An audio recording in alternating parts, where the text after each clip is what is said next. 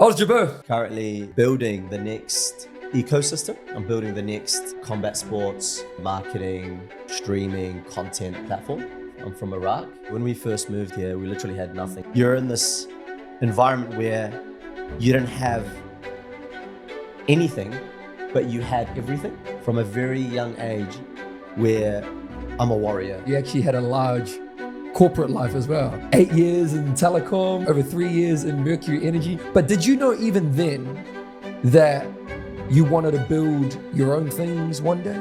Corporate gives you security. You get good pay, you're incentivized year on year. Why was I in corporate? To please mum, of course, and dad, because they wanted me to do really well. What did it actually mean for me? Was I really impacting people, a community? And I thought, I'm gonna do something. I don't know what it is, but I'm gonna give it a try. What do you think is next? BX-9, baby. A new breed of boxing is here. Yeah. BX-9 is a brand new boxing series. We're calling it a series because I want to be able to run ideally 4 of these a year. If the 12-year-old you met you now, what would they think? Wow. I've got the answer. If I could have one moment of your time. Most of you guys listening or watching do not subscribe to the channel. The simple and easiest way to help and support us is to subscribe. It helps us get the guests that you guys want, and it gives us a more opportunity to grow this thing to where we want to take it. Thank you so much. Enjoy the episode. Kia ora.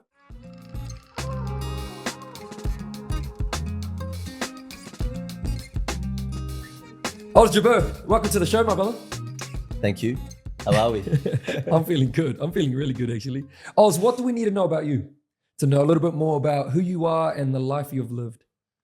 Oh man, there's a couple of layers to kind of unpick here, I guess. I'll give you I call it the elevator pitch. The elevator pitch. Oh, let's go. Like if you meet someone randomly in an elevator, literally, and you're going up or down a few floors, how can you quickly, within 20 seconds, describe who you are? Or it might be a pitch of some nature. We call it like the elevator pitch. So I'll give you that.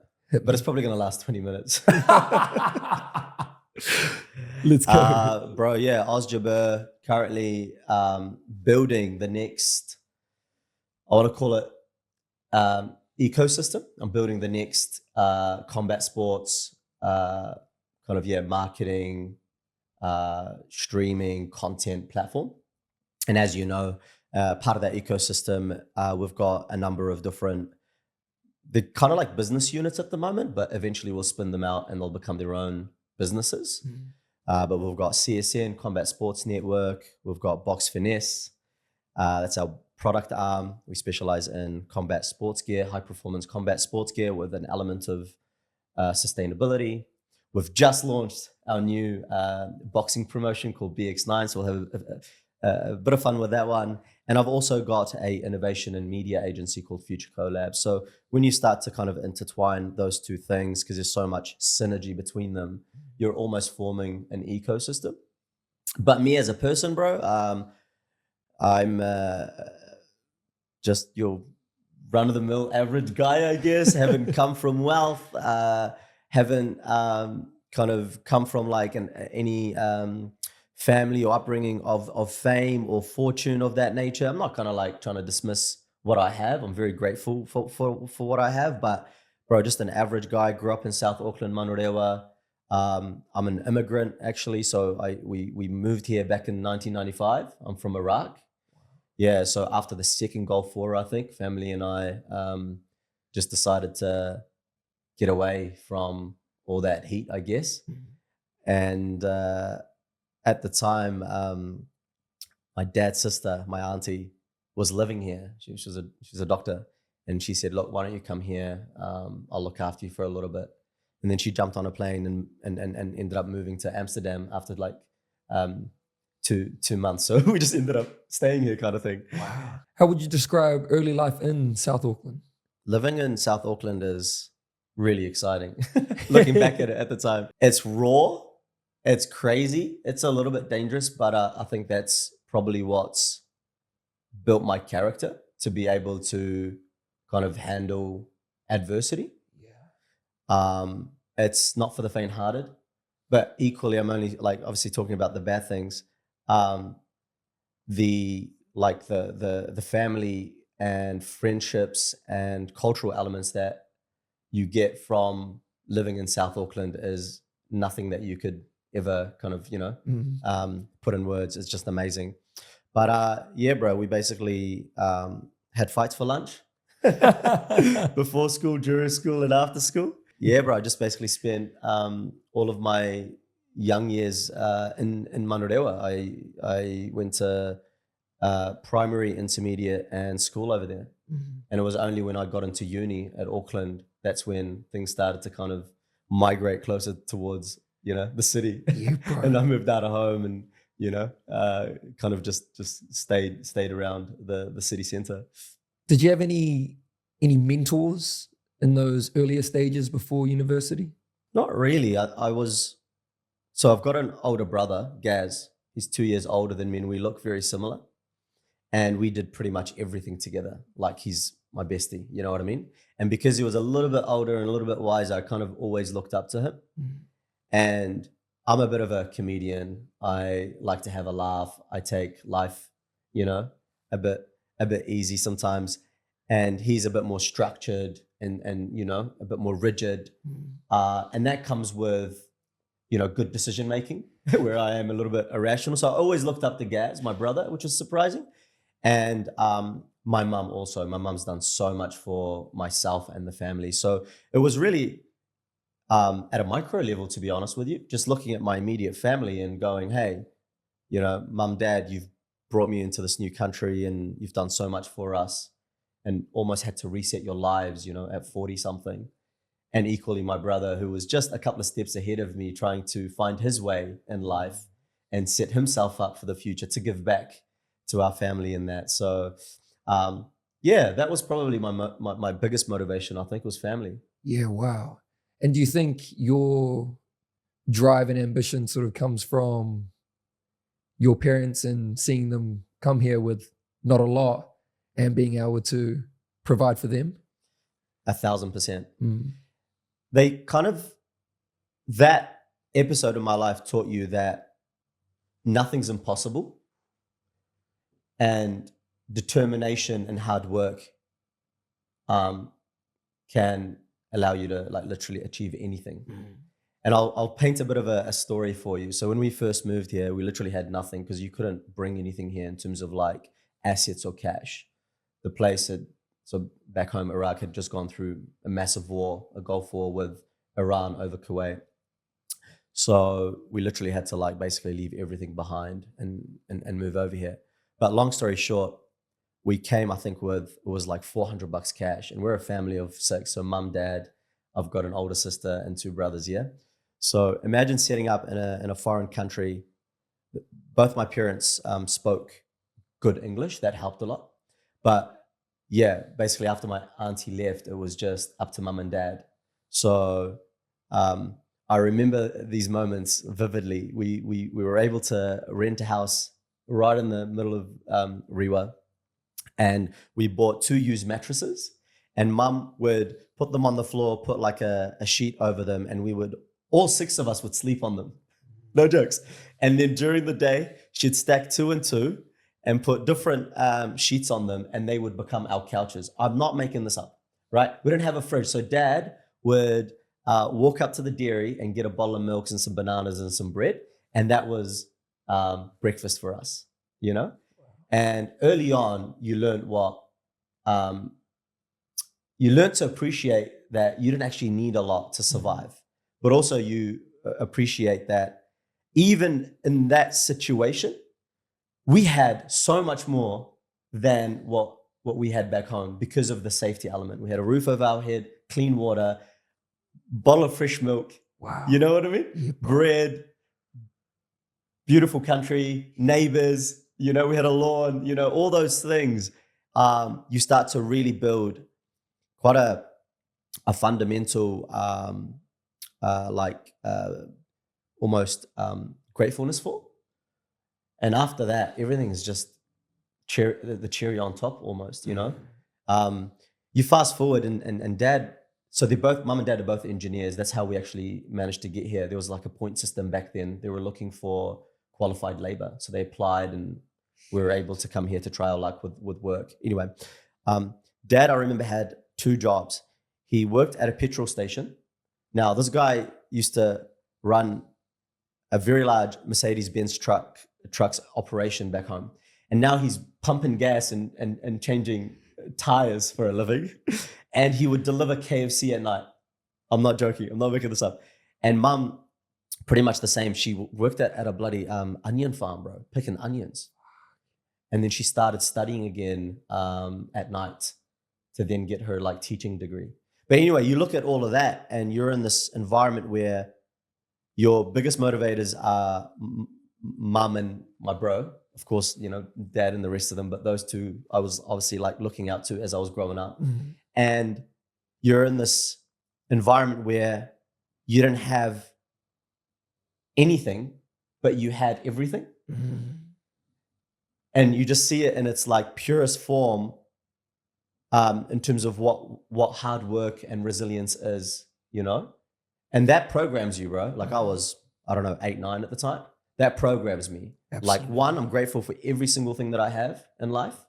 You know, every morning I wake up and I go, thank you for the food I had last night.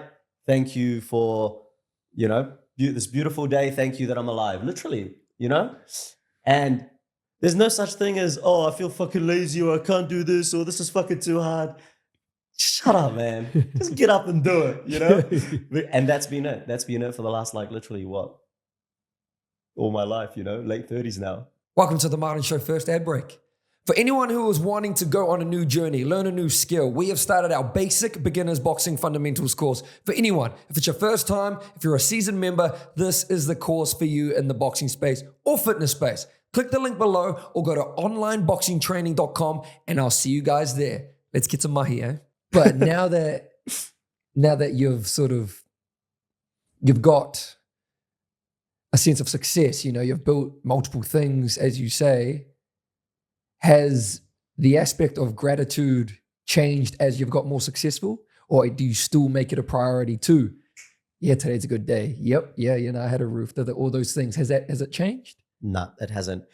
It's making me appreciate more of the things that you can't buy. And it's still the basic Maslow of hierarchy of needs. Like every single morning I wake up and I go, thank you that I'm alive. Thank you for, if I've just had breakfast, thank you for this amazing food that I've got on the table. Thank you to my beautiful wife. Thank you to my friends. Thank you to the world. And I do believe in God in some shape. Thank you for allowing me to chase my dreams. Like every single morning, it's been the same mantra. Wow. I never sit there and I go, oh, thank you for having 4 businesses. Yeah. Wow. You know what I mean? Or I made it in a news article. Like, yeah, that's cool. But it's honestly just back to those fundamental things every single morning. And usually those are the things that most of us, myself included, sometimes overlook, right? You know, those real little things. Like you say, Kai, food. Like you say, your bro, your friend. Like those little things that just make a massive difference. But here, most of us are worried about the getting in the news and the magazines and the fucking how many Instagram followers you got. You know what I mean? Like those fucking bullshit, bro. But gratitude. I love it, bro. I love it. Speaking of studying, you mentioned your mama studying. You also study. You're highly educated. We got a bachelor's degree in computer science and information systems. You did an MBA as well, and I messaged you this if this was true, if you studied at the Harvard Business School, and you said it was. Bro, talk to me about that experience. That's crazy. So it's a yes and a yes, no. All those things. You probably looked up my LinkedIn, which I never go on there. LinkedIn sucks. Stay away from it. I did. Yeah, it's just the place where people go in there and practice the wrong things about gratitude. I'm so grateful because I've got this job. Or I'm so proud to announce that I did this and that. Like, come on, man.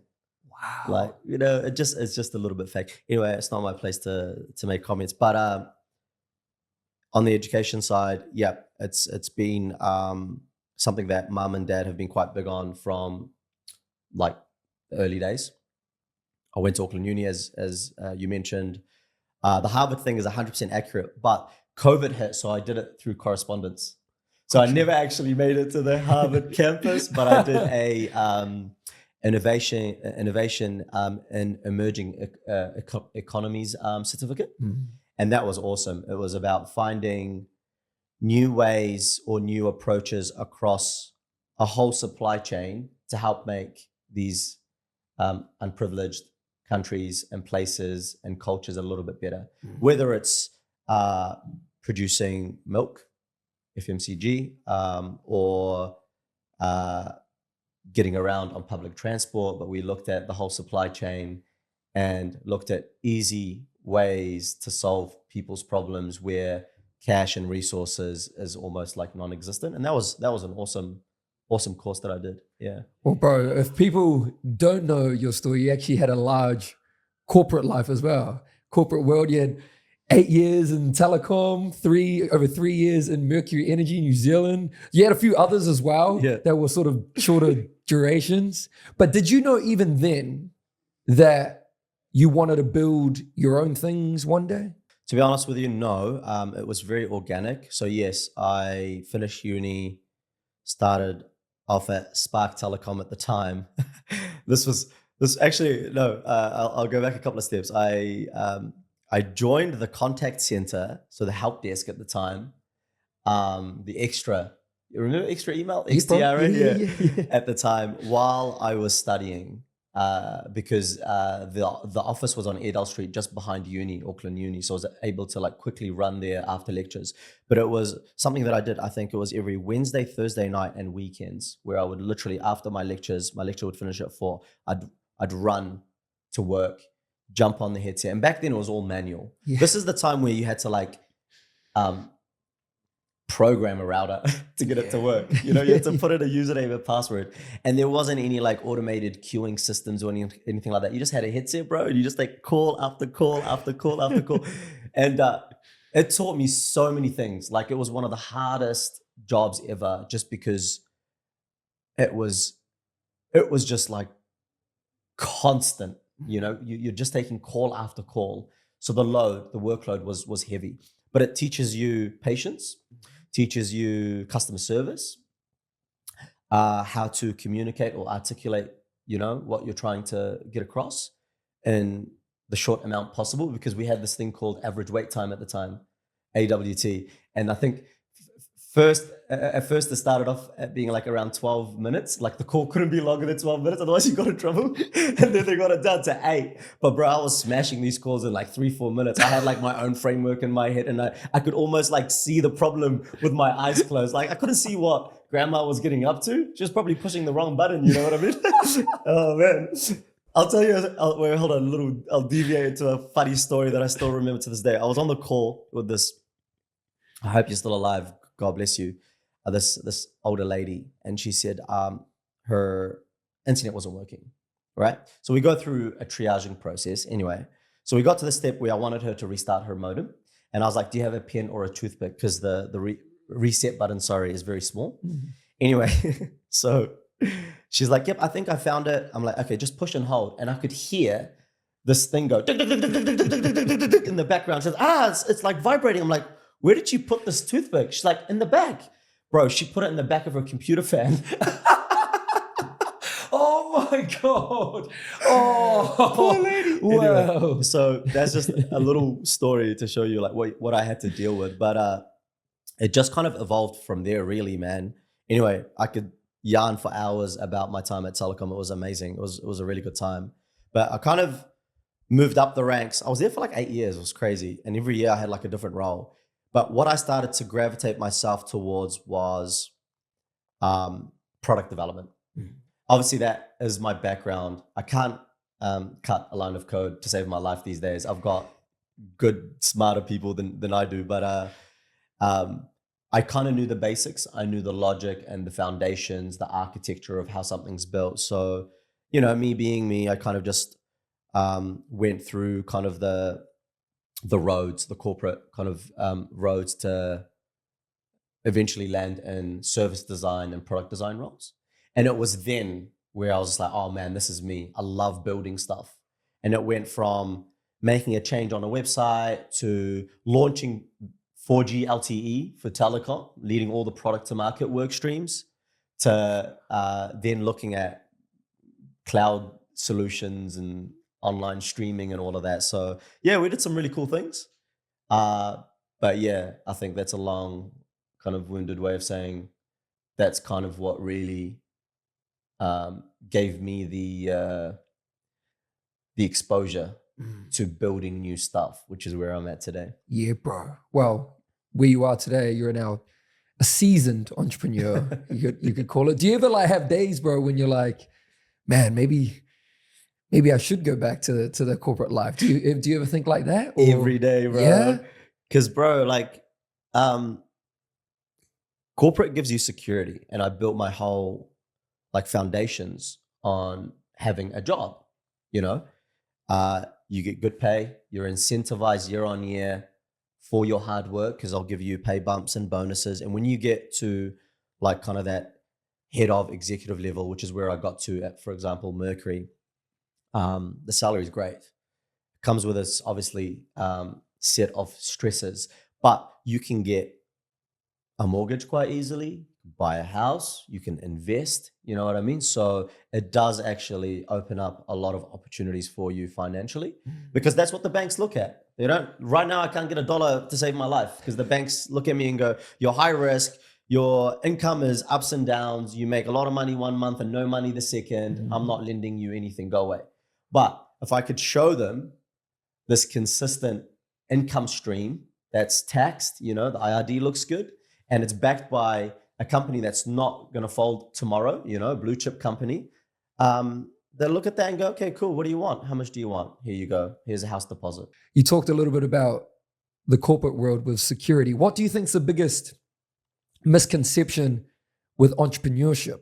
Because I feel like entrepreneurship is quite trendy at the moment. You know, it's cool to be an entrepreneur. It's cool to have financial freedom and location freedom and all this sort of stuff. And I get it, man. Like chasing that too. But what do you think is the biggest misconception?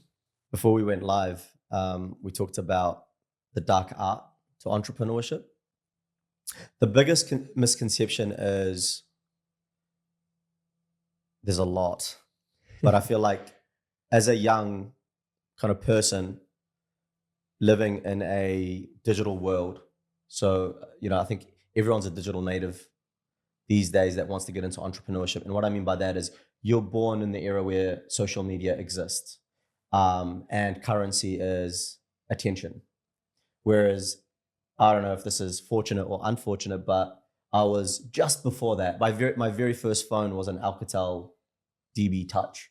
You had to push the menu button and hold it to access the SMS. And it was more like an SOS, oh my God, something's wrong, save me type of thing at the time. So look, I grew into obviously, you know, social media and all of that. But the biggest misconception is you're born and you're almost like programmed to think that I have to do something online, and that selling some sort of good or service is how to go about it, and almost blindsides you from economies almost. You know what I mean? Ooh, wow. There is so much more good stuff that you could do in the real world, which includes the digital world, outside of trying to sell stuff online. And I think that's the biggest misconception. Now, we can get into the mechanics of the how and the implementation and the execution.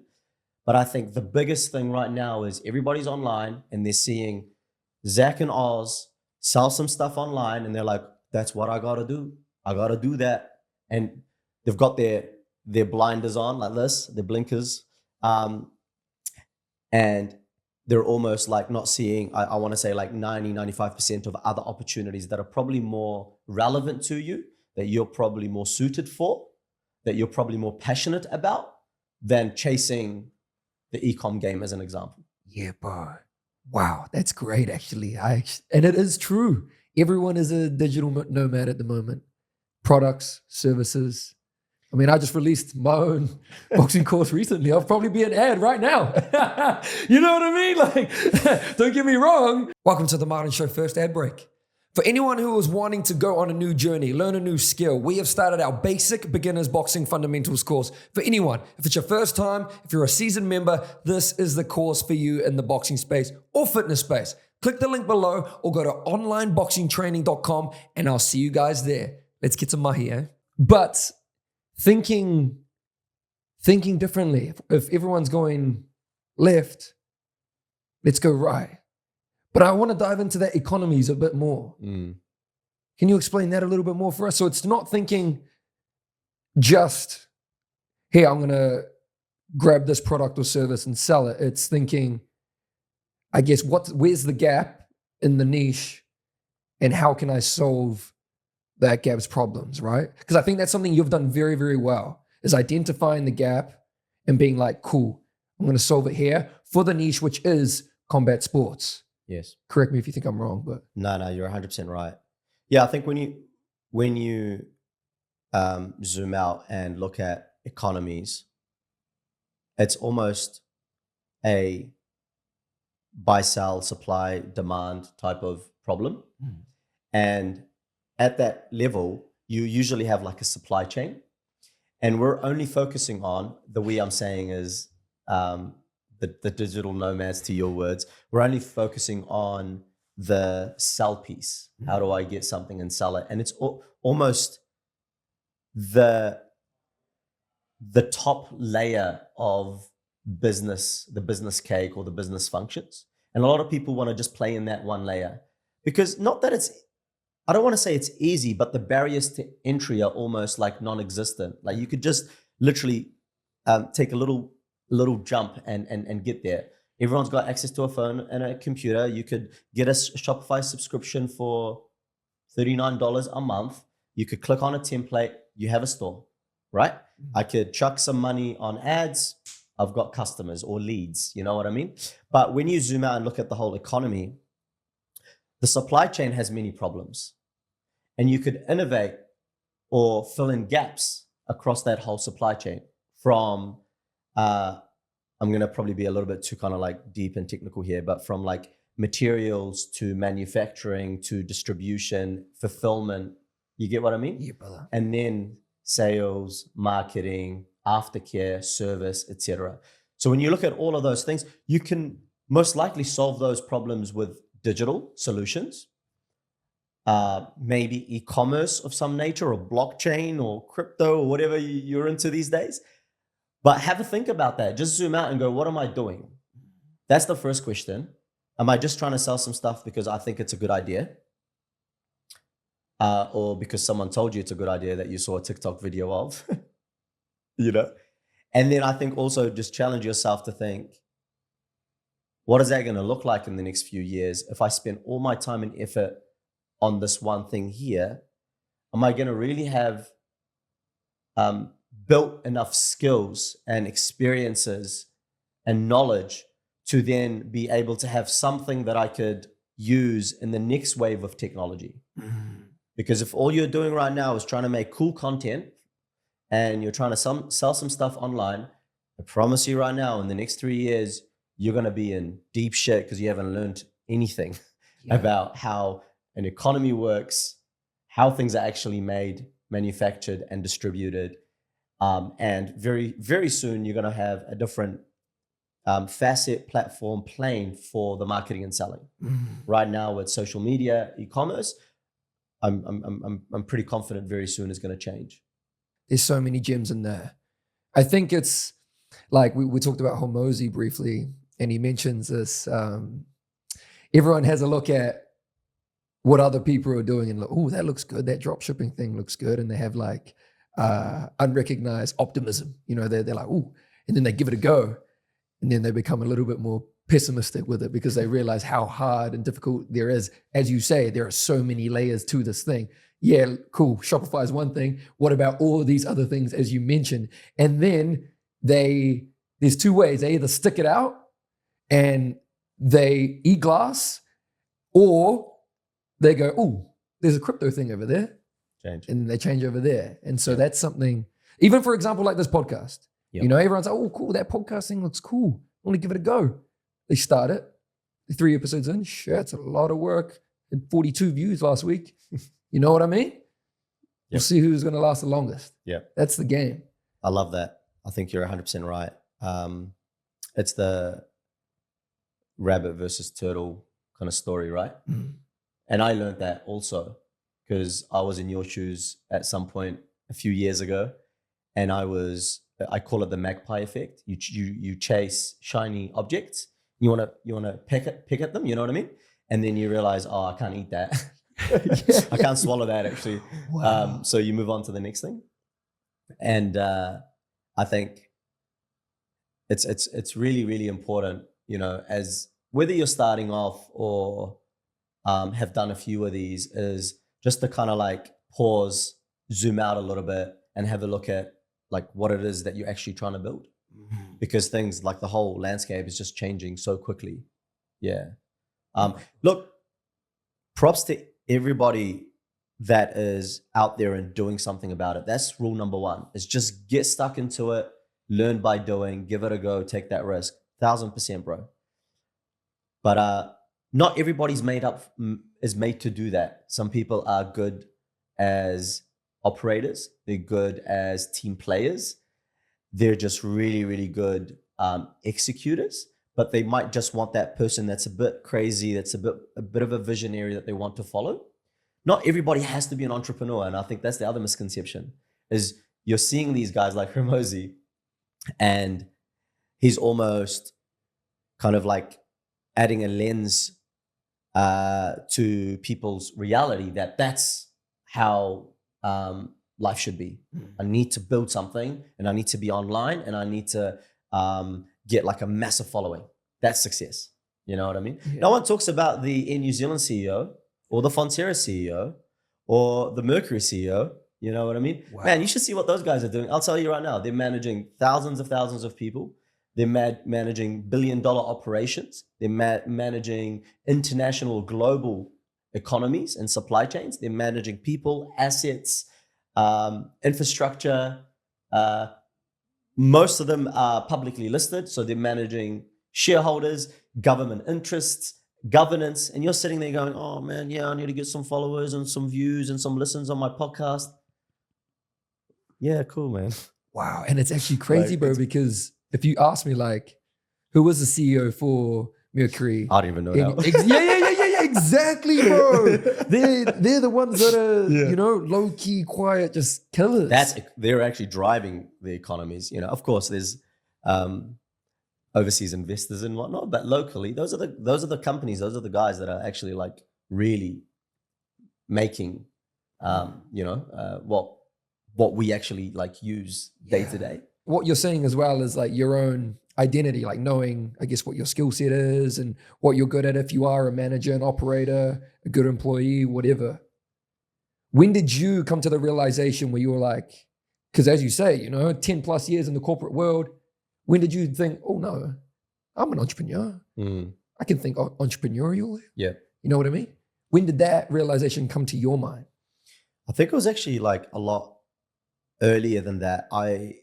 Growing up, I would, back then things were a bit more on the hardware side. So like building a computer as an example, or, you know, or whatever. I got into that at an early age. I would buy parts and I would build my own computer. And then when MP3, oh my God, this shows my age. When MP3 players came about. Yeah, MP what? It's a USB, you stick it in and you load songs and playlists. Yeah, bro, crazy. I found this product overseas. This was way before Alibaba and online and all that. It was all like literally done through physical channels. I would talk to someone, he would talk to someone in China. That person will then deliver to his house or whatever his business. I would then go there physically and pick up the box. You know what I mean? It was actually all a human to human interaction. It was cool. Anyway, long story short, at those early days, I was at the end of school, starting uni. I created this thing where I was buying these things in bulk and I would customize them with playlists because I got into music and DJing at an early age. So I'd put on like these mean playlists on there, kind of like when you used to buy like the My FM and the Ministry of Sound CDs and stuff, right? So now 22. Yeah, that's it. So I made my own version, bro, and I was selling these fucking things, at uni, and I was making like real good profits on them, 40, 60 bucks. It was during those times where I just knew that I loved building things, and hence why, like, even in my corporate days, I gravitated towards the product development and also towards the end of my corporate career, my last stint was at Mercury, and I was the head of innovation. We actually launched New Zealand's first electric subscription service. So Mercury is a power company, right? They have generation assets, and they sell electrons basically to people. But we started this new innovation kind of division, and we built New Zealand's first electric vehicle subscription service. So you go online, you pick a car, you pick a plan. It comes with all the things that you would hate from traditional car ownership, and someone brings the car out to you, and you can keep it for a month, 6 or 12. And it was to try and break down those barriers around electric vehicle ownership. One, they were too costly, and two, unknown. Anyway, so we built this whole business off the ground, bro. I hired the whole team. We were importing cars from the UK and Japan. I kid you not. Like, these guys sell bloody power, and now we've done this thing next door where we're dealing with cars, buying and selling cars or leasing cars. And it was those experiences that, one, gave me the confidence and skills to go, I believe in myself. I've done it.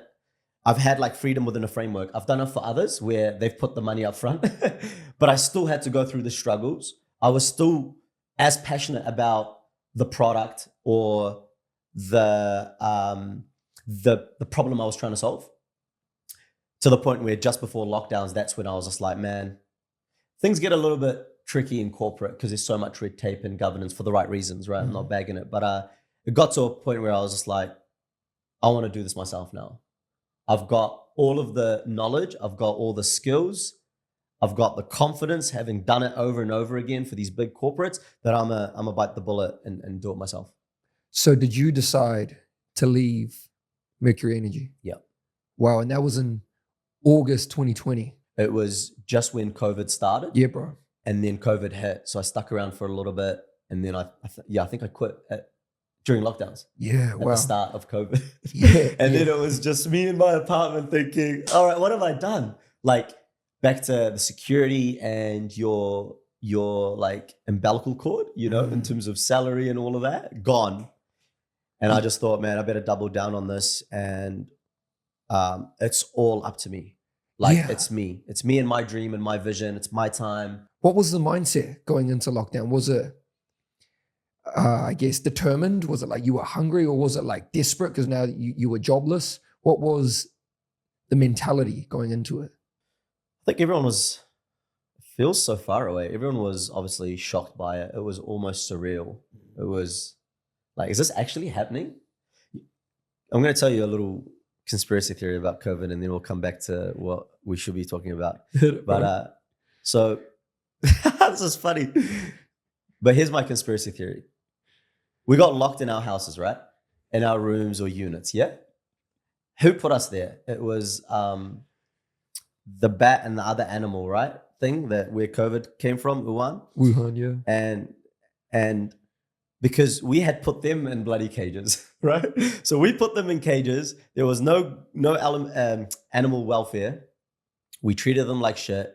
Diseases broke out, I think, based on the news. And then humans caught onto it. And it's almost like a fuck you humans for doing that shit to us. I'm going to put you in your own cage. Ooh. So I looked at that whole thing and I was just laughing, right? Reading the headlines. I'm like, these animals that were caged up, that spread this global disease. And now within 6 months, we're in our own cages, eating our own shit. It was really, really funny at the start for me. Yeah. That was the mindset. I was like, good on you. Payback's a bitch, yeah. Payback's a bitch. I was like, good on you. And it was more that mindset that made me believe that back to gratitude. You know what I mean? Like I had the big salary, the flash car and what have you. And I wasn't really grateful for it. What I was grateful for was safety, my health, clean water, the food that I had every single morning. And going back to those core values of mine, you know, made me really kind of like actually just reassess what I was doing and why. Like, why was I in corporate? To please mum, of course, and dad, because they wanted me to do really well and look good and have the business card, right? Wow. But what did it actually mean for me? Was I really like impacting people, a community, my generation, my legacy, you know what I mean? And I thought, I'm gonna do something. I don't know what it is, but I'm gonna give it a try. That's fucking Crazy. powerful, brother. You might want to cut out the COVID thing. No, no, bro. Oh no. Well, you go into lockdown, jobless, you come out 3 businesses. But before we dive into them, I think it's important to, because the relationship and the link they do have is around combat sports. But I want to talk about your personal journey with combat sports and how you found it, because it is a turning passion into career story, but I think it is important for us to know your love for the craft as well, bro. So how and when did you find it? Yeah, I love that. I'm still like fine tuning it because there's a number of, I think, perspectives or views here, right? I wouldn't necessarily say, I'm thinking out loud here. This is just pure honesty. I wouldn't say that what I've built today, the ecosystem, is because I love combat sports like so much. If I did, I'd be a fighter and I'll be a world champ. I promise you right now. That's my mentality. That's my attitude. The way I live and breathe on a daily basis is like a world champion athlete or fighter. Because I think there's a lot of great principles from sport that you should apply in business, and a lot of people don't. You should really read up some good, like, you know, notable sportsmen that have been there and done that, and look at how they live. The daily rituals are really important, not how business people live. Business people live in bloody anxiety and stress, and they're like the most unhealthiest of people ever. I was one of them, and I'm probably still am. But you look at how an athlete lives, that's how you should be approaching your mindset and your work ethic, I promise you. And the people that do a bit of both, they've got the structure and the tools of business, but the soul and the mindset of an athlete, a world-class athlete, those are the real true entrepreneurs. I don't think it came from a place of me being in love with combat sports. I started training Muay Thai at Smack Gym in Manurewa. Shout out to Smack Gym, home of the hard, when I was like 19. Never really got into fighting, but I trained hard. And at the time they had t-shirts. So you'd go from like a white t-shirt to a blue and a black. And I think that's what it was. It was kind of like karate, right? But you get to the black t-shirt, you're a fighter, you're training to fight. And I got to blue and I was training with the black t-shirts, and I was just getting pieced up, right? And it's because my focus wasn't there 100% because I was still studying, and mum and dad were like, you better do good at uni, bro. A or nothing else kind of thing. And I wasn't the smartest of kids. Like I had trouble with attention span and all that. I was more of a creative. So I had to work hard, I had to work hard. But I think the time I spent in corporate and the industry that I've been in, being software, allowed me to build a technology platform that now has combat sports on it. So what I've built effectively is a digital ecosystem. I've built technology. So when you look at it, it's not that I've built something that's combat sports specific. No, I've built a platform that is high tech, that is best of breed, and I could throw anything at it, and I promise you it'll work. Like wood to the fire. But I've started with this vertical of combat sports because I enjoy it and it's a passion. You know what I mean? Was there a moment where you were like, man, I can turn this thing into an ecosystem, an empire, a career. Was there a certain moment where it changed in your mind where there it is? Every single day it changes. I have like these like almost interviews, review sessions with myself. And it sounds a bit crazy, but it's good. Everyone should do it. Whether you do it on paper, whether you do it in front of the mirror, whether you just like zone out, sit in the sauna. But it's just good to ask yourself questions as if I was asking my best friend. So if my best friend wanted to kind of like pick apart a problem, what questions would I be asking them? And I'd ask myself those questions.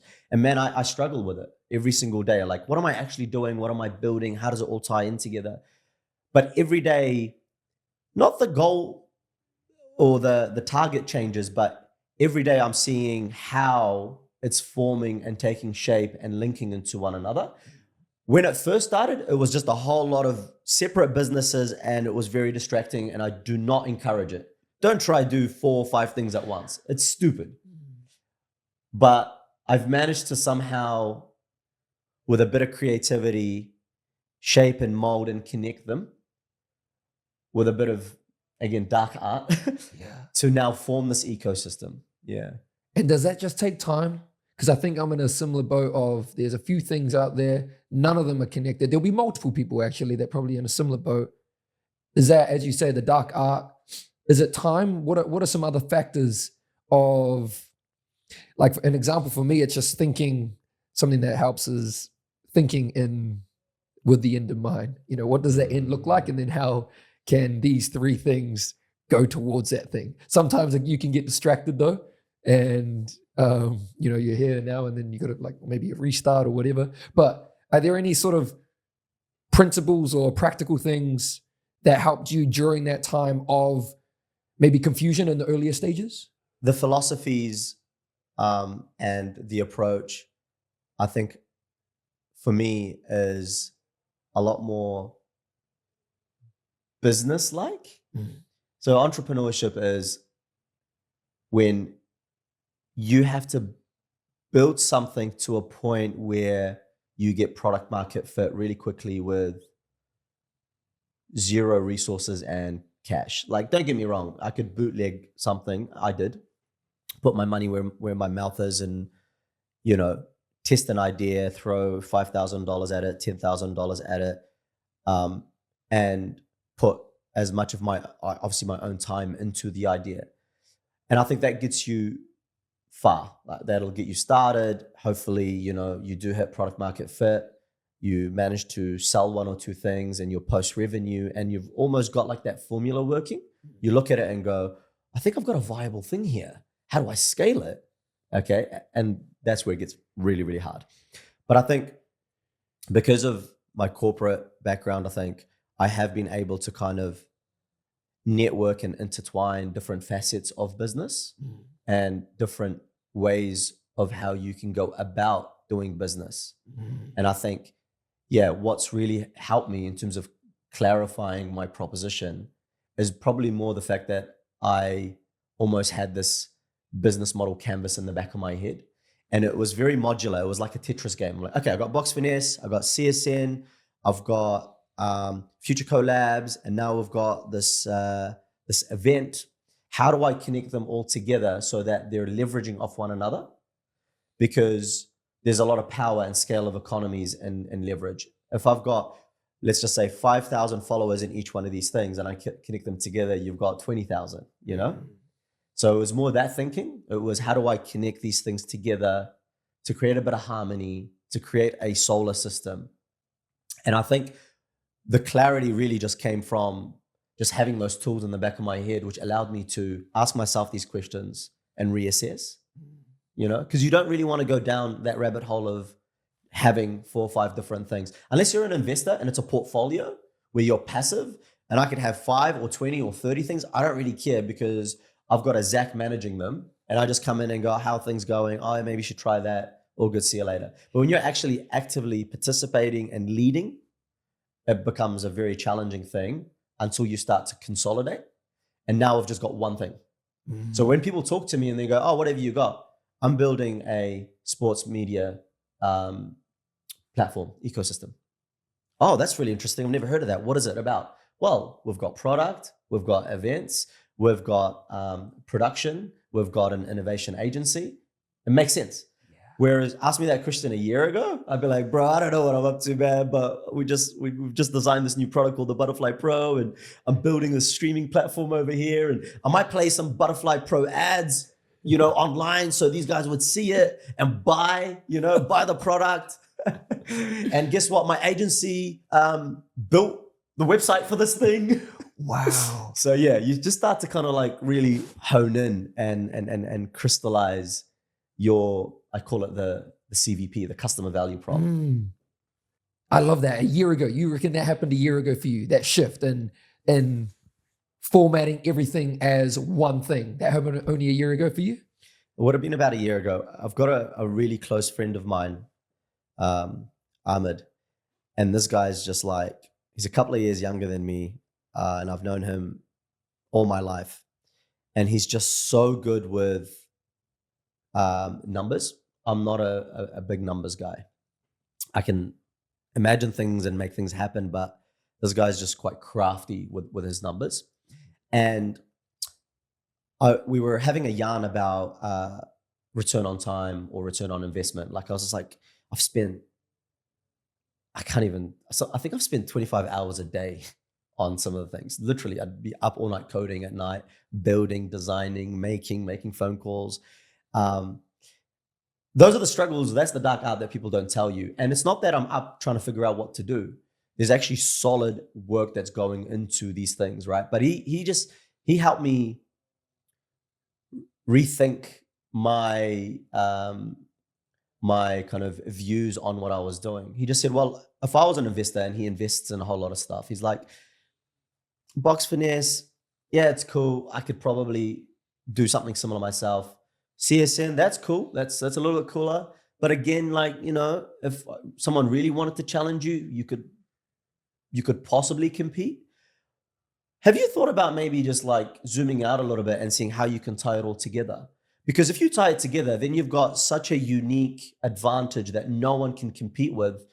You've got a lot of unique IP here because you've got these things that arguably on their own are unique and different. But when you join them together, you're almost in God mode. What does that look like? And I was just like, yeah, that's when I started to see the zeros. I was like, an investor, a big time investor, won't look at box finesse and go, oh yeah, I'll throw a couple of mil at that. CSN, I'll throw a 3-4 mil at that. You zoom out and go, yo, Future Code Limited. An investor will look at it and go, okay, now we're talking in the vicinity of 30 to 50 mil.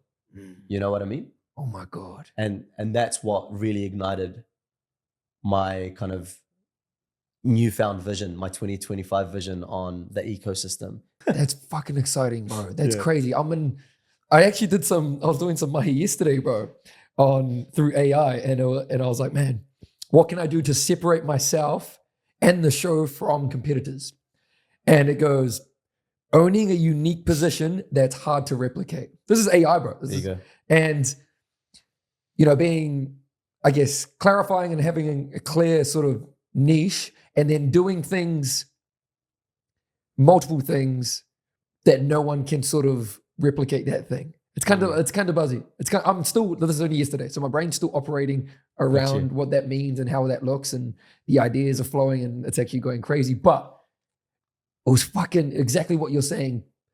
Okay, there might be 3 to 5 different ideas or variations that could work out singularly on their own, but how can I combine them all to have that bloody one thing with full of mana? Yep. That's been a massive shift in 24 hours for me. Huge. That's amazing, bro. And it's crazy, bro. All my questions that I wanted to ask you were around the businesses individually, but I'm just going to scratch all of that. Like it was, oh yeah, just tell me about Future Collabs and Box Finesse and then CSN. But I do want to ask you though about how it's all sort of evolved. And what I mean by that, from when you started till now, what do you think is the biggest shift that sort of shapes how each of them have evolved to where they are now? That's a really good question, bro. I've also been doing a bit of reading on this exact topic. And there is a bit of a method. This is probably, it's for everybody listening to this. You've probably turned this thing off after the COVID yarns, but constant innovation is the one thing that will always keep you ahead of the curve. So what does that mean or look like? Innovation? Is it building something? Is it R&D? It's where you have built a model. Every model is different. So a model is basically like a system. It has processes and, areas. You've got yourself a model where you can take an idea and turn it into reality, right? Successfully. Let's say it's 70, 80% likely to work. Whether it works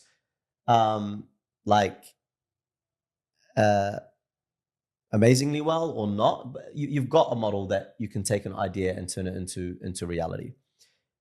And you look at the biggest global organizations, and I'll mention like Apple and Amazon and Foodstuffs and Woolworths, right? You look at how they operate.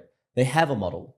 And what they do is they build something that becomes operational, and then they move on to the next thing immediately. So my challenge to you is, you've got all these amazing things, right?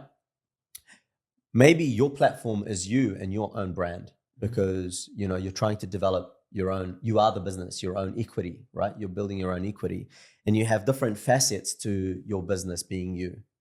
You're the product right now. And you've got your podcast, you've done a whole bunch of episodes. You're doing an amazing job, by the way. These are awesome. I love the setup. It's freaking awesome. You take it seriously. I know a thing or two about cameras and lights, and this is great. But you've operationalized it. And now you want to start thinking about the next thing before it's too late.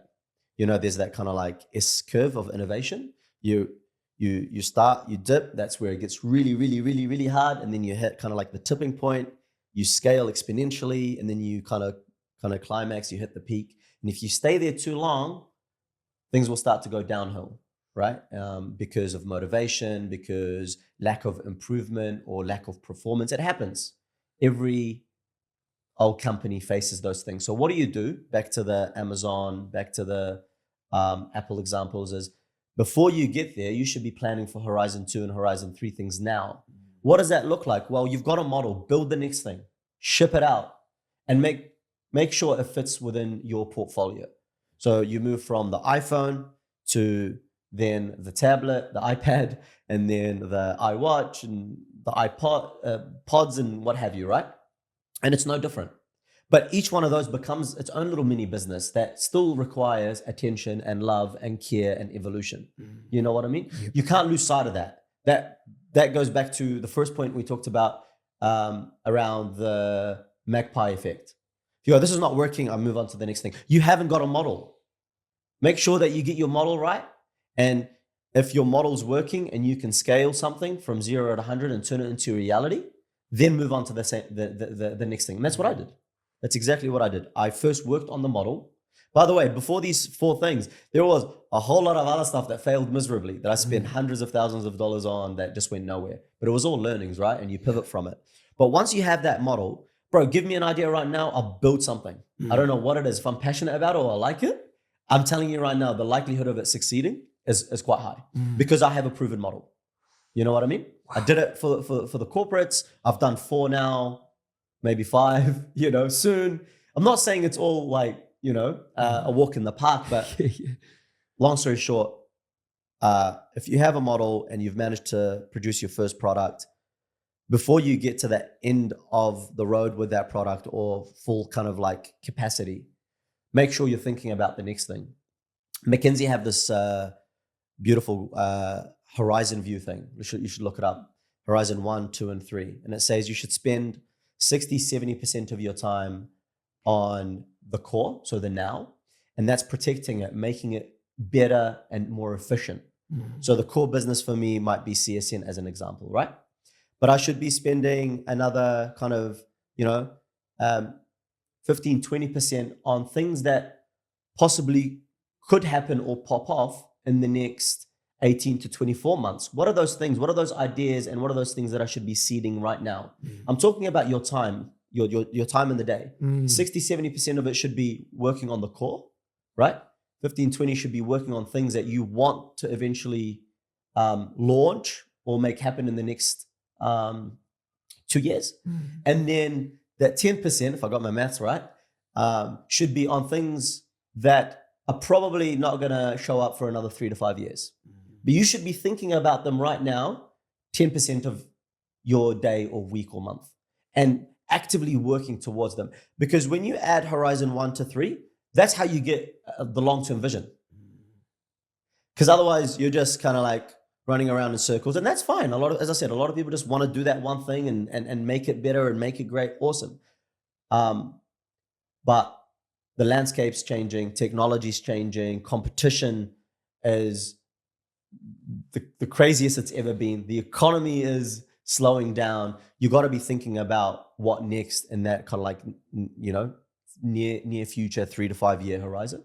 What do you think is next? Anything that pops into your brain that is looking promising in the near future?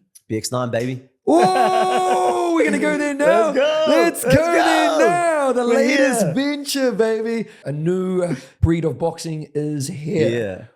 What is BX-9, bro? For anyone who doesn't know, what is it, man? Yeah, I'll just preface and say that I've been thinking about this for about maybe 2 years. So when I was trying to get CSN right, and man, that was a journey in its own right. CSN, we've gone through wars and battles, honestly. The amount of mistakes and fuck ups and disappointments and things that we got wrong. I'm not trying to be negative, and there's also lots of blessings, don't get me wrong, but we went to, a lot of troubles with CSN to get it to where it's far, and it's still got a long way to go. But while I was focusing on CSN, that 70%, I was thinking about an opportunity that I could do in 2 years' time, the Horizon 2 idea. And I've started to think about the next phase, the Horizon 3, but we won't talk about that for another couple of years. But yeah, it's been in the woodworks, cooking up for the last couple of years, and it's here now. Our first event's on the 29th of June at Dewdrop Event Center. BX-9 is a brand new boxing series. We're calling it a series because I want to be able to run ideally 4 of these a year, and I want to set up a bit of a tournament. So this is not a day or 2-day tournament where you come and compete, get a certificate. This is probably a little bit more kind of long term, and I want to set up leaderboards for each of like the respective divisions. The big difference about BX-9 is, I'll explain the 9 in a sec, but the big difference about BX-9 is we've set up this cool new format called semi-pro. Semi-pro or sub-pro exists, but in New Zealand, I don't think it's been adopted yet. So we're trying to give that a good nudge. Effectively, it's that nice wedge between amateur boxing and professional boxing. You're an amateur boxer. You're awesome at what you do. But I feel that the jump or leap from amateur boxing to professional is really, really far. To the point where a lot of great athletes, boxers, give up. They get the Golden Gloves, they get the nationals, they try out for the Commonwealth or Olympics. They may or may not make the high performance team. And then, you get to like 23, 24 and you start to reassess. There's no money in it. It's not really kind of giving me any kind of return. Don't get me wrong, the sport's amazing and I encourage it. It's awesome. I love combat sports. I love boxing. But it doesn't allow you to build a athlete career. You look at rugby, there is systems. At a grassroots level, there is resources, there's support. With combat sports, unfortunately, not so much, and especially in boxing. I think the whole kind of market is almost kind of deteriorating. So we've built this new system where it's going to allow rising talent, rising boxers to jump on, compete in that kind of sub-pro or semi-pro category for a wee while, get a few runs, get a few fights under their belt. And then if their coach and them think that they do want to now jump on like the pro side and take on the 6 rounder fight, then so be it. But at least You've had the training, you've had the experience under the big lights, the big production, the 10-ounce gloves, no headgear, etc. And you're going to be incentivized for it. We're going to pay you. Everybody gets paid. We're going to look after you. We're going to showcase you. We're going to give you a product. And hopefully that's just a good thing for your brand. You know, if you want to attract sponsorships, etc., hopefully this is going to become the platform of choice. Now, of course, it's not just about the semi-pro or sub-pro boxing. We've actually got the fight cards coming out very soon. We've got a stacked fight card of pro fights. We've already announced the main event. Francis Waitai from Never Surrender in Thames versus Mikey Haug from the Foundry under Chad. Chop, chop, my boy. Huge bout. I think probably the best thing this year for the IBO Asia Pacific title. I'm flying the actual president from Aussie, Justin Kennedy himself, to supervise this fight. All of the fights on our promotion are sanctioned by PBC. This is legit 100% safe professional boxing. If anyone tells you otherwise, it's BS. You heard it here from the horse's mouth. This is legit professional grade boxing. And we have now pathways and ties or relationships with IBO, IBF, WBO. So if you really want to make a career out of boxing, we're gonna try. We're gonna really try to help give you those pathways. Now, full disclosure, if you're an active amateur, you might have to just have a think about that and have a conversation with your coach, because I don't want you leaving the amateurs for this. There are rules in place, there's governance in place, and we have to respect that because it is a different sport. It's a different sport altogether. It has become a little bit murky where now pros can compete in the amateurs up to 10 fights. You could do that if you want to jump straight into pro, but the sub-pro category, they're still trying to get their head around. I'm talking about Boxing New Zealand governance. It's no different. It's actually a pro fight. It's sanctioned as a pro fight, but it's just going to sit under a new semi-pro category in BoxRec, so it doesn't damage your pro record. Why? Because as soon as you turn pro, the clock starts ticking and your value diminishes in boxing, unfortunately, if you get a loss. It is really sad, but that's just how the game is. So why don't you jump on the semi-pro division, have a few fights, and losses are okay. And you'll see that we don't de-incentivize people with losses. If you're a good boxer, it's the fight game, man. You win and lose.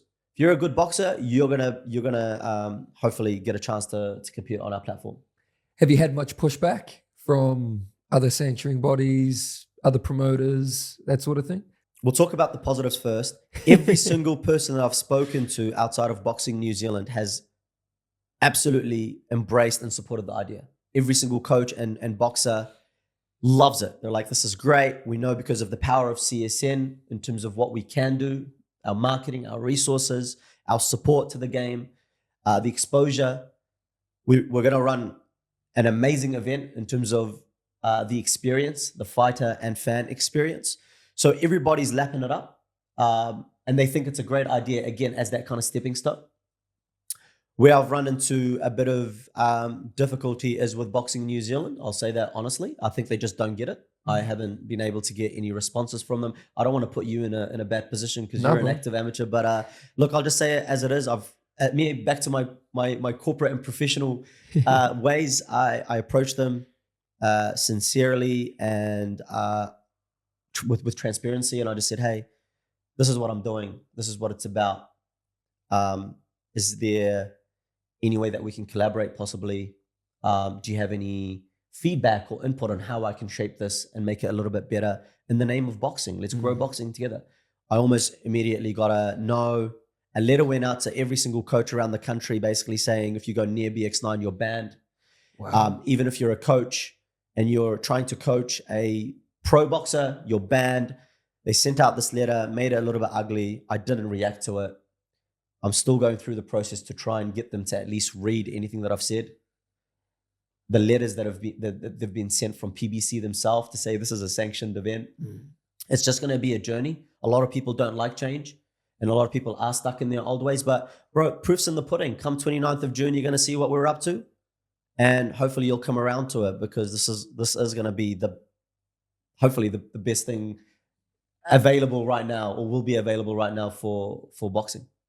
How are you measuring success on this event? Is it fan engagement, ticket sales? Is it fighter development, as you say? What does success look like for BX-9? Two things. Back to entrepreneurship, always define your successes. That's a great point. Always write down, what am I actually doing this for? Is it the money? Cool. Write that down. How much money? By when? Anyway, two things for me. I want a sold out arena, and we're focusing hard on the GA experience. So Dewdrop Event Center, if you're familiar with the venue, gives us this awesome 360 Coliseum effect. It's going to be wonderful. I want that place packed out. That's my first goal. And it's not because that equates to sales, ticket sales, and dollars. It's because I want the boxers to feel amazing. I want them to feel supported by their local communities.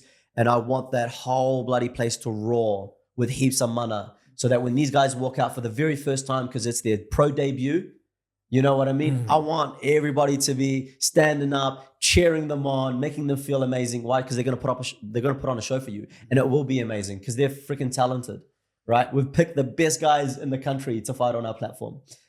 That's the first success criteria for me.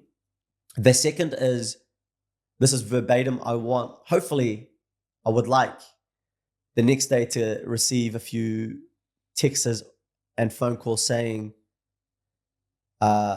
thank you. That was one of the best athlete experiences that I've had. Wow. I'm not trying to be like biased here or to put words in people's mouth, but if you're an athlete, if you're a boxer that's competing on our show, I really want to look after you. I want you to feel loved and cared for. We've got 8 fighters coming from Australia. You've heard it here first. I don't know what time this podcast is going to come out, but we've got some of the best guys from Australia coming to compete. And I want to put the best Australasia has to offer in front of our best guys and girls. You know what I mean? But I want them to feel amazing. I want them to feel appreciated and loved and that they're worthwhile. Because if they walk away and tell people that they had a good time, to me, I'm fulfilled.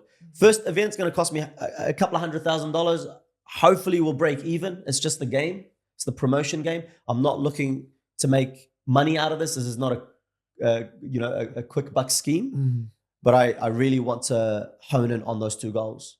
I want to fill it out for the fighters, and I want the fighters to walk away having had an amazing experience that they can talk about. Yeah, I'm thinking about risk. Are there any risks? What is the biggest risk that you feel like you're taking with BX-9? There's risks everywhere. I mean, obviously the financials, I'm hoping we would get a filled arena, but if no one rocks up, the show goes on. And boxers, fortunately for boxers, they're on the higher end of the pay bracket. When you look at combat sports, you know what it's like. Good boxers get a lot of money. So the purses are expensive, and I think there's a huge financial risk there. And in that, if we don't get the backing from the fans, maybe a few sponsors, then we're not going to succeed, and we're not going to be able to keep this thing alive. I want longevity. I really want to keep this thing moving. The other risk, of course, is it's the fight game, bro. You put a lot of effort into matchmaking. You're negotiating. Last night I was up till 12:30. Man, I've got the biggest fight. You heard it here first. That's about to come out. It's going to be crazy. This is crazy. No one could ever imagine this is going to happen on BX-9. I'll let you know. This episode's coming out the week before. Oh, we're good. Yeah, but I got you. Okay. Maybe you got to let this bit out first because we're announcing it soon. Okay. This fight's crazy. Anyway, so there is a risk that you put a lot of effort into the matchmaking, getting the fight card together, built on, I guess, like a promise, and then someone gets injured or something happens and they can't compete. It's really tough. For me as a promoter, it's hard, but also it's equally, or if not harder, for the opponent who has you've gone through it, my man. You've gone through the camp. You've trained for this. You've prepared for it, and then you get that last minute pull out, and it's devastating. So there is a huge risk. Back to the athlete well-being and experience. I really hope that we have this fight card in its entirety happen come the 29th of June. In future, you mentioned 4 times a year. Something you wanna look to going forward. We'll see We'll see how this one goes. Is it something you want to take internationally? Definitely. Yeah. Are you looking like, if we're thinking about, again, beginning with the end in mind, is this something like you want to compete with Dazn and all those type of guys? Is that where you gain inspiration for something like this? Yeah, I think so. I think they've set the kind of benchmark for what a good, consistent promotion is. You've got, like, the Aussies are doing a great job. No Limit, Tasmania. There's a new one called Pathway. And then when you go a little bit further out, you've got, Queensberry and Matchroom and Top Rank and all of that. They are obviously, at the top of the game, very well-funded promotions, and they've been around for a century. I want to do things a little bit differently. I think because of the power of CSN, I think there's a different way of cutting it. There's a different way of skinning this cat. I don't know what that looks like right now, but the idea is that we can mobilize the event where we could take it around the country and definitely overseas. Why? Half my fight card is from Aussie. We just don't have the supply. We don't have the boxes. Because, as I said, they get to the end of their amateur careers and they give up. This is why the sub-pro, semi-pro league is there, is to hopefully give these guys a new opportunity or a new idea to try and kind of entertain, Ignite them, but that's the idea, man, is to try and package this thing up so we can take it overseas, because that's where the market will immediately expand in terms of the boxers that want to jump on, and then of course the fans that want to come along and watch.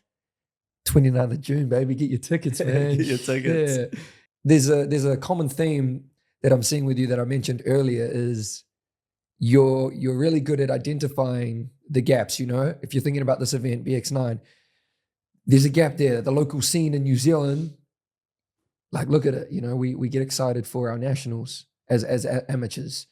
You know what I mean? This will be something on a different scale for these fighters, for the fans, for everyone. So if you're talking about risk, bro, nah, man, I think you should be proud of yourself for giving this a crack. Everyone's going left. You've gone right, you know?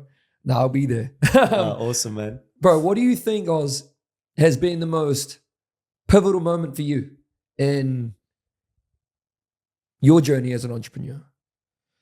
Honestly, I can't hand on heart say it was one moment that made me realize that this is who I am, or this is forming my identity. But I think the second closest answer would be August, September 2023 was when I first actually built Future Code Limited, the company that has all these various brands. Because before that, I was freelancing on the side to make a bit of money, and I was working for others and doing it, at night and weekends, etc. And I started to hire my now team. So I had a lot of freelancers that were working for me, and that was probably the biggest investment risk that I took, was these guys that I believed in wholeheartedly, that have helped me shape all these businesses. And I was like, I'm going to double down on them. They are my investment. They are my business, not me. I'm just the guy that kind of has the idea, but they are the vehicle, bro. They bring everything to life. And the pivotal moment, or the moment of truth was, it's coming to me now. We found, we didn't have a lot of cash. Still don't have a lot of cash because I bloody spend it on BX-9 and things. But we wanted our own office space. This is just after lockdowns and life started to kind of come back to normal. We wanted to find our own office space, and I found, I swear to you, it was like a storage room just off K Road. This 65 square meter storage room. At one point, they had an old record store that was attached to Real Groovy. This is at the back of Queen Street here. But it was literally a storage room. It has bloody shit pipes running through the ceilings and stuff from the floors above it. Anyway, so I was just I imagined that I could turn this into a nice working space, a nice little office that my guys can come in and do their thing. So honestly, man, I just took the plunge on the place. Within a few months, I hired my guys full time, put them on payroll, and then just seeing them help me with the renovation. A couple of them are ex-tradies, and they all got behind it, bro. We were tearing up walls, we were painting things, laying down carpet, installing tables, and just seeing that made me really realize what I had going for me. I was like, man, not is it just me now backing my own ideas and my own agenda? I've got people and lives and their families to look after and improve. Just seeing them, you know, on their knees, getting their hands dirty, pulling this thing together. It's not part of their role. I didn't hire builders and painters, right? But they were so sold on the vision, and they believed in what we were building so much. That was just so powerful for me. And every single morning I wake up, I do my gratitude, and I go, I got to show up for these guys. And when I'm feeling the pain, I go, nah, I've got people that I need to do this for. And it goes beyond me. Like, it's not even about me anymore. I'm like almost transparent. I'm not joking. I wake up every single day and I'm like, I got to do this for my team. They've believed in me, and they've given up long hours upon hours and weekends and night times to build this dream of ours that I gotta keep this ship afloat. That was probably it, bro. It's quite powerful, man. Oh my God. Just seeing my guys, man, just do their thing and believing in the vision. No, I think you nailed it on the head, bro. I think one of the most important things, particularly for men, particularly for young men, is to have someone that believes in them.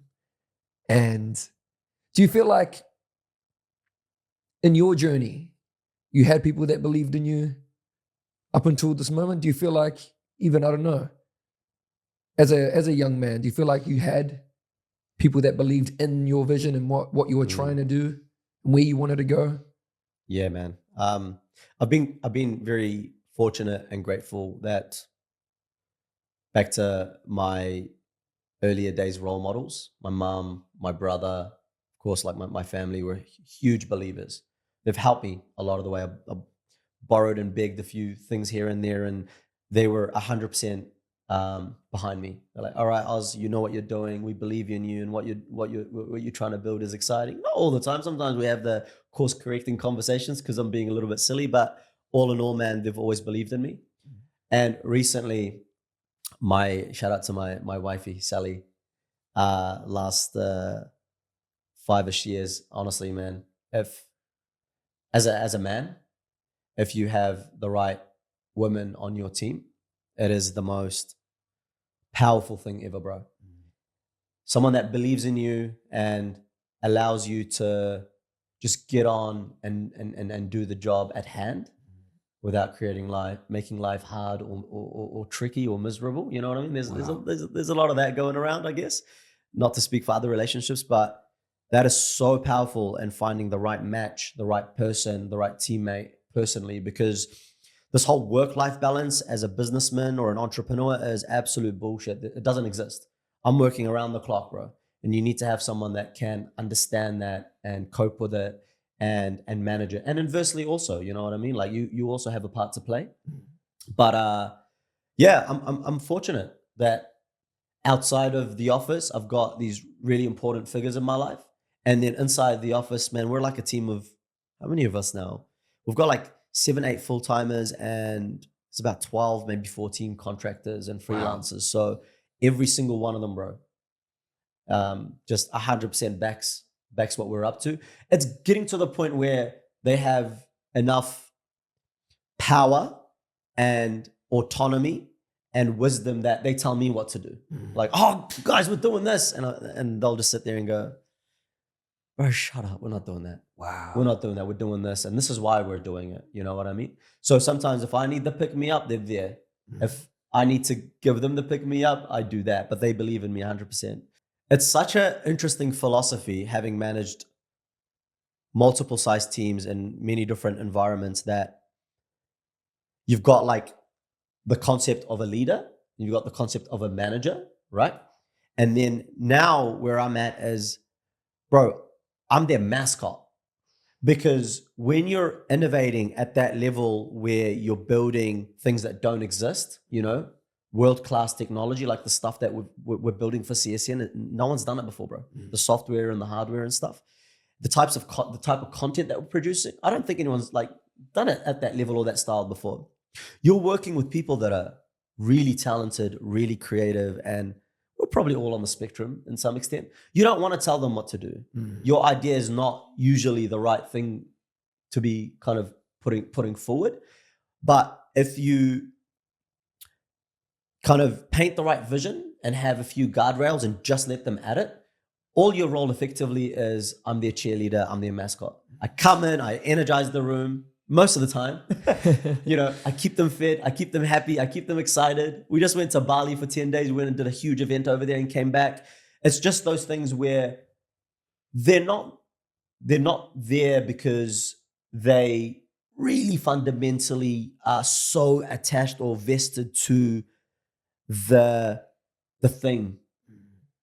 There's a lot of things you can get attached to. They're actually more in it for we call it like the culture or the vibe, the human element of it. And that is all built around me, unfortunately. I made all of it like happen. So I'm responsible for it in some capacity. You know what I mean? Yeah, bro. So that's literally my role, bro, day in, day out, is even when I'm like really struggling, is snap out of it, practice your gratitude, get your workout in,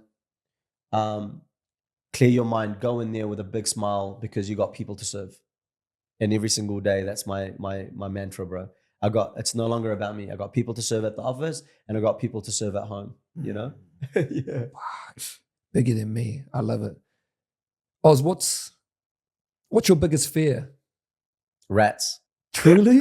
Shit, fair enough too. They're hideous things. Oh, bro, just like, I'm not really scared of them. They're just disgusting, eh? Anything that scares you, maybe not like a physical, maybe not a physical type of, you know what I mean? Rodent. Yeah. It's a really interesting topic.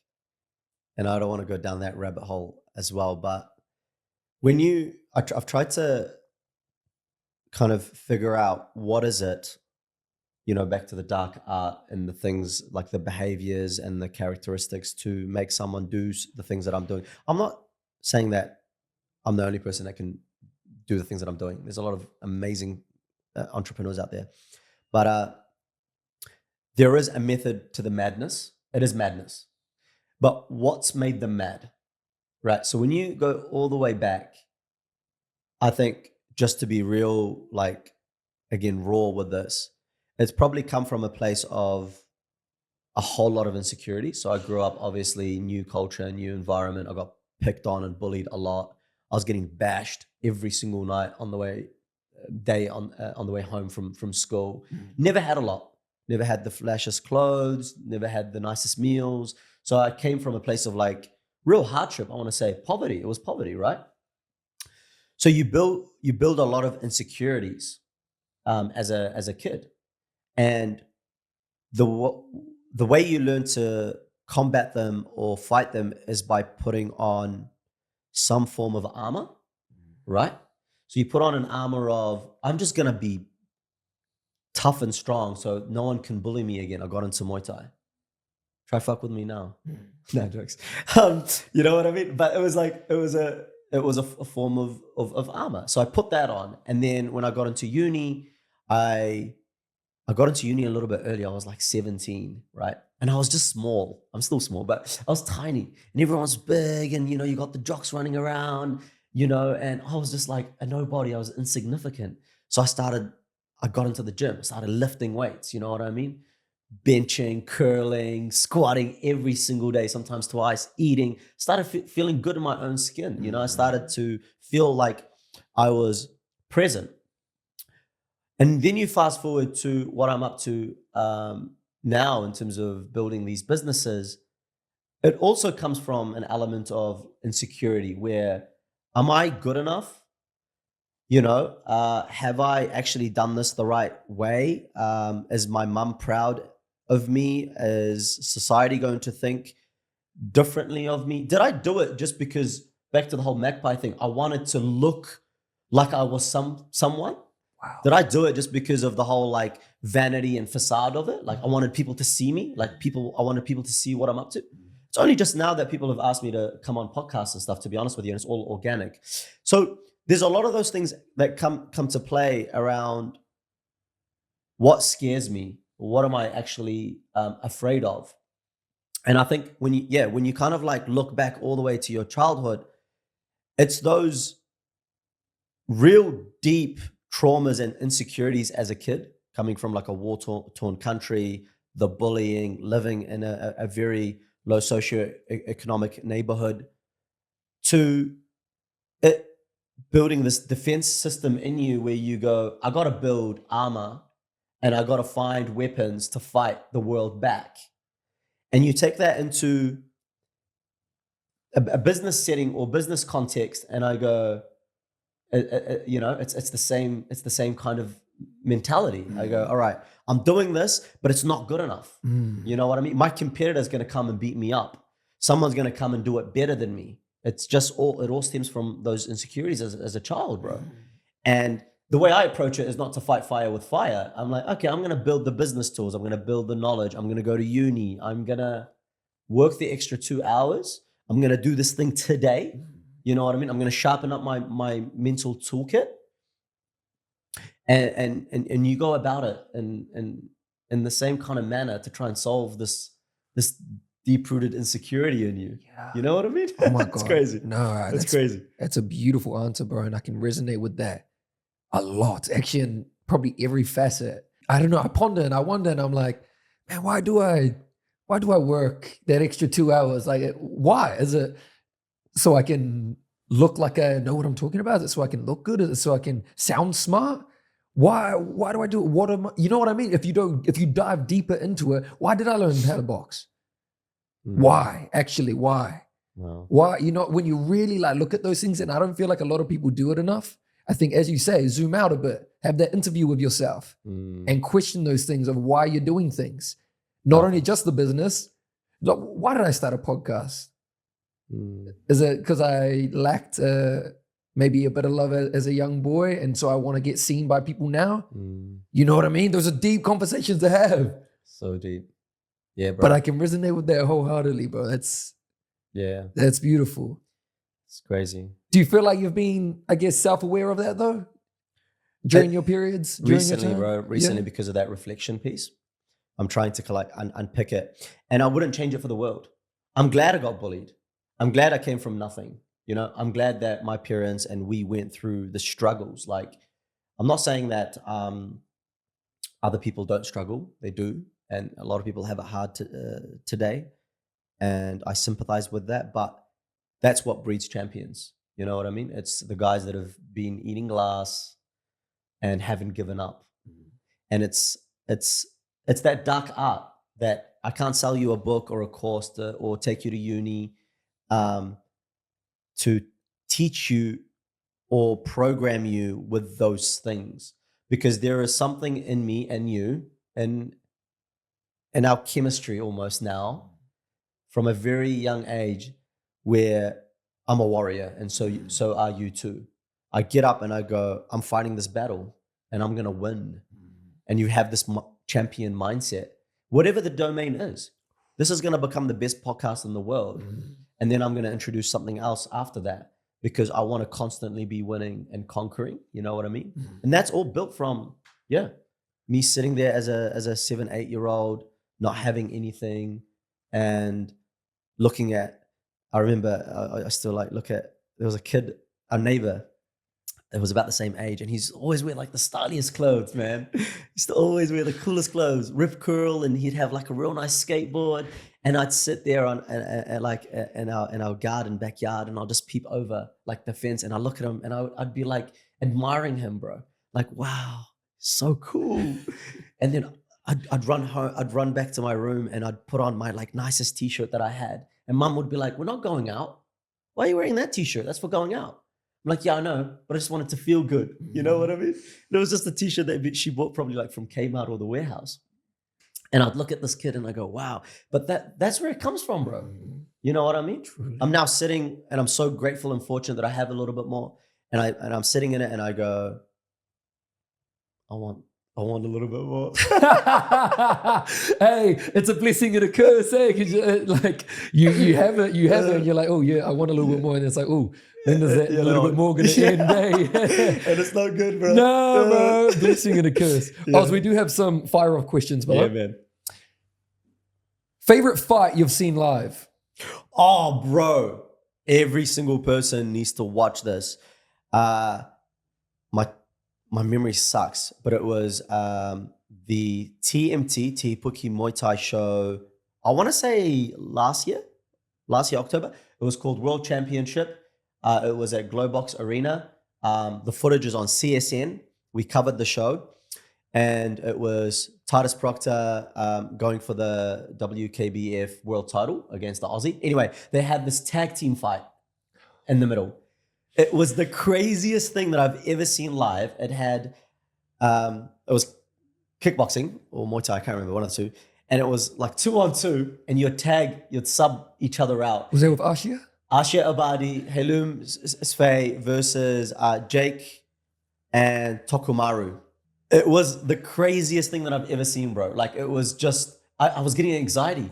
They were just tagging in and out. And combat sports is obviously like really fast paced, but when you're like doing it in spurts, honestly, I think I want to put it out there as one of the best fights ever. Yeah. Everybody needs to watch it. It's absolutely insane. Oh my God. And guess what?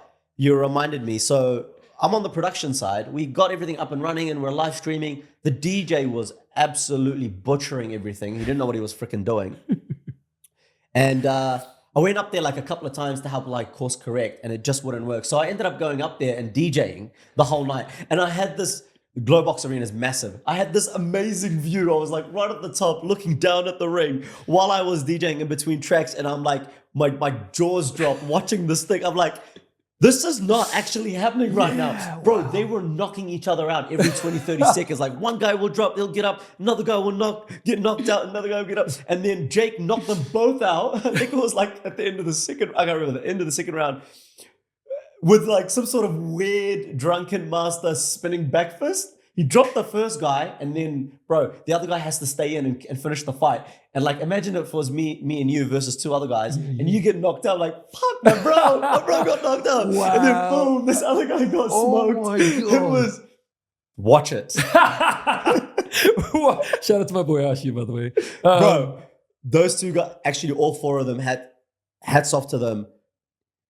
What a crazy out of this world format, and both four guys are some of, if not New Zealand's top kickboxers. I love all of them, bro. Yeah, amazing guys. Oh my God. Yeah, the comments. You put on a show. Yeah, you're not the only one, bro. The comments from those highlight clips were saying the exact same thing. Hands down, best fight I've ever seen. Dream fighter to work with. What context? Ooh, that's great. I reckon, let's go partnership, sponsorship, collaboration, maybe like box finesse type. Carlos Olberg. Nicest guy you'll ever meet.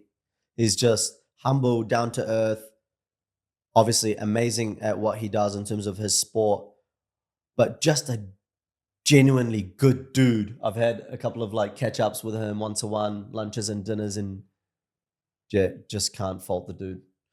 I want to try and see if I can like spark a bit of anger in him, because bro, outside of that cage, it's just a good, handsome nicest dude. Guy. Yeah, he is a handsome lad. Eh? For you, heavy bag or pads? Pads. Yeah? 100%. Fastest way to lose respect in the fight game? Ooh, that's a nice one. Nice, Zach. Talk bad about others. Now, I get the drama because the UFC made it like part of the selling is, yo, Zach will smash you, blah, blah, blah. But I think there is a line that you should never cross. And I've seen a little bit of it happen here locally, where they mouth off at one another, which is great. But then when you start to like disrespect the person or their culture or family, I think you'll lose your value immediately. You can never come back from it. Like you might be a really good fighter, but in the back of everyone's mind, you're just a dick. So don't talk shit. And if you do, make peace in the ring and make sure you handshake and hug each other and show people that it was actually all just part of the marketing and sales, and that you guys can show sportsmanship. Sportsmanship is very important in our sport, because a lot of people look at our sport and think, oh, this is just some backyard crazy fighting shit. But it's not. It's a sport. It's legit. And we need to tidy it up.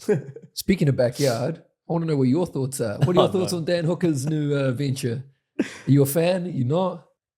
If you know the history and upbringing of Dan Hooker, you'll just go, oh yeah, okay, I get it. This dude's a born and bred bloody, like he's a Fighter. He's a fighter. And this is what he does.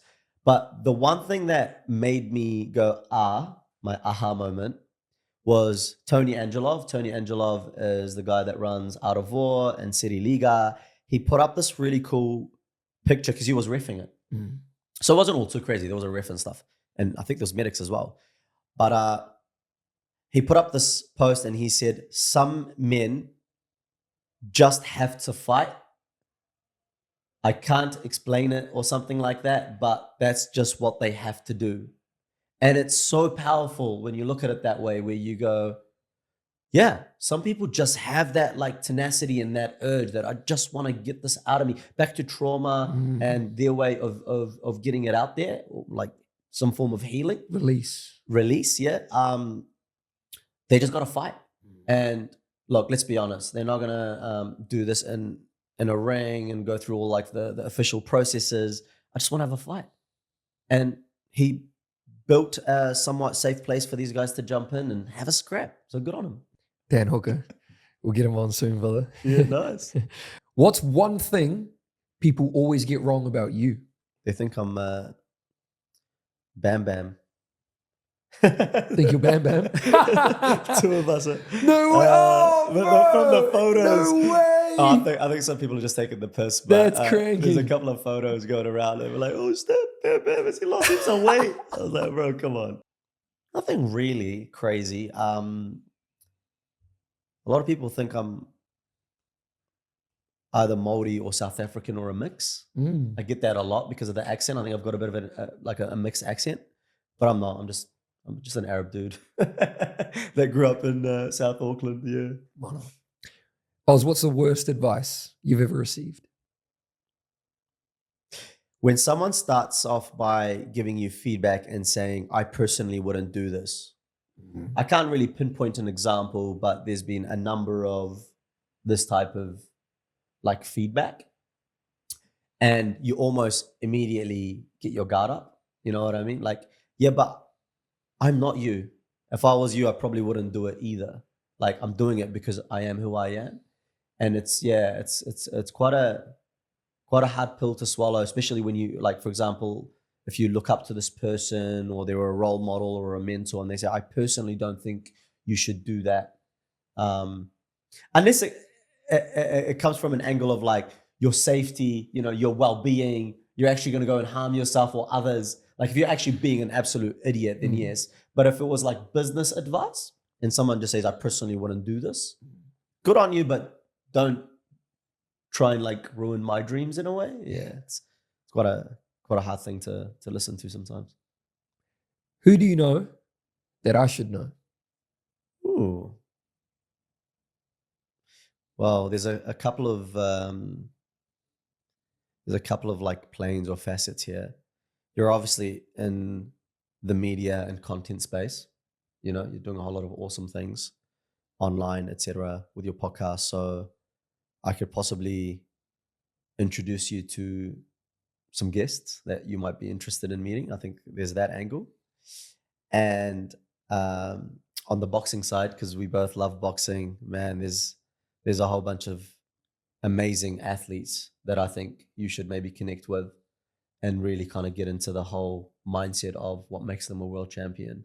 There's probably some guys that I can introduce you there. Look at the man's a giver. Eh? Look at that. Beautiful. What a good answer. I wasn't expecting that. My final question if you had to erase everything, all the businesses, all the knowledge that you've shared, and you had 60 seconds left, what's the one final thought you'd want to leave with the world? My last thought would be of like appreciation and thankfulness. If I was gonna, even with everything that I have today, if I was to unfortunately get hit by a bus or have a car crash or have a heart attack and die like tomorrow, I feel like I've lived my life to the fullest. I'll be sad that I'll be leaving behind obviously my family, but for me and my life and my journey so far, man, I've lived it to the fullest, and I'm thankful. Thank you for these 30 odd years that I've had. It's been an absolute blessing, and I wouldn't want to change it. I'm so grateful for everything that I have and have done so far, and I've got a long way to go. Don't get me wrong, but yeah, it'll be a thought of appreciation, and is thankfulness a word? Well, I just made it up. Bro, that's beautiful. What a beautiful answer. I think we've come sort of full circle. Yeah. Started off the show with gratitude, and we've finished with gratitude. And it's something that I think myself and all our listeners can just be a little bit more conscious of it going into their day to day and ongoingly. I appreciate that. Oz, we have a closing tradition on this podcast. Let's go. Where the previous guest asks a question for the next guest, not knowing who he or she is. Oh, wow. I love it. The question for you today, brother, is if the 12-year-old you met you now, what would they think? Wow. I've got the answer. That I don't play enough. I used to play a lot. So growing up, I used to love tinkering with things. I used to always be outdoor. I'm pretty sure I've got ADD, and that was my outlet, is keeping myself busy. Mainly it was sports. I'd play a lot of basketball, hours of basketball, and I've lost touch of that because I'm so busy, which is true. And the 12-year-old me would look at me and go, You don't play as much anymore. Why don't you play anymore? Wow. Yeah, life's become a bit too structured and a little bit too weighted. But I know that this is just a phase. Hopefully, we'll get out of it and I can enjoy playing again. But that's the thought. That's the answer that I had in my mind when you said that. The 12-year-old Oz would be a lot more playful. It's powerful, and that's so true, bro. I can resonate with that a lot as well. Man, relax a little bit. Yeah. So serious. You're taking this thing so serious. I know. What would you want to say to him, bro? That 12-year-old Oz. If there was one thing you could say to him, what would you want to tell him? I'd say, you're fucking right. Let's go outside and play some basketball. That's what I'd say. I'd say you're absolutely right, and I'll drop everything. There's a similar thing that I saw recently where if you're a character like in your own movie, what would the audience or watchers, what would they be screaming at you, like for you to do? Like, don't go down there, you're gonna get killed, or your lover's right there, go get her, that's the love of your life, or take that opportunity, jump on that flight. And I think it's similar where sometimes I think, and hopefully I'll keep reminding myself of this, is work will never go away, because after BX-9 it'll be BX-10, and after CSN it'll be ABC, and it'll never stop, because that's just who I am and that's what I'm about. But sometimes I just need to pause and go, fuck it, today I'm gonna play. That's what I want to do. Oz Jabur, ladies and gentlemen. Thank you for being here, brother. Thank you. It's inspiring from the outside looking in. As you say, you're a builder. What you've built over the last, longer than just 5 years, but all the mahi that's gone in behind the scenes as well. I think that 12-year-old Oz will be like, yeah, although you need to play, fuck, he'll be proud of you, bro. Holy shit. Where can the people find you, my man? Of course, socials. My personal is Oz Jabur. I don't really put up much. I guess I'm a little bit active. I just put up what I want to put up. Nothing like too high def. It's just me being me. And through my personal, you'll be able to connect to all of our businesses or pages. So yeah, at Oz Jabur on Instagram. And if you're interested in getting some tickets to BX-9, make sure we will drop Oz's details. We'll drop all the company's businesses details, and we'll make sure we drop BX-9 details as well. Make sure you guys are subscribing to this channel. We'll also drop _ The Martin Show, and we'll be back next week for another episode. Kia ora. Thank you very much.